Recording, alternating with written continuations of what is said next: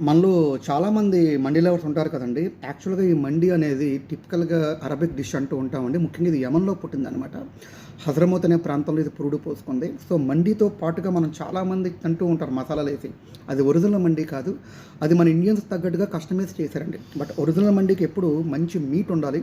మంచి sheep meet ఉండాలనమాట. దీంతో పాటుగా సూప్ ఇస్తాడు. ఒకటి బోన్ సూపు, రెండోది నుంచి ఇంటెస్టైన్ సూప్ అనమాట. దాంతో పాటుగా ఒక టమాటా పేస్ట్ కూడా ఇస్తాడు. ఇవన్నీ కలుపుకుందంటే దీని టేస్ట్ డబుల్ ట్రిబుల్ అవుతుంది.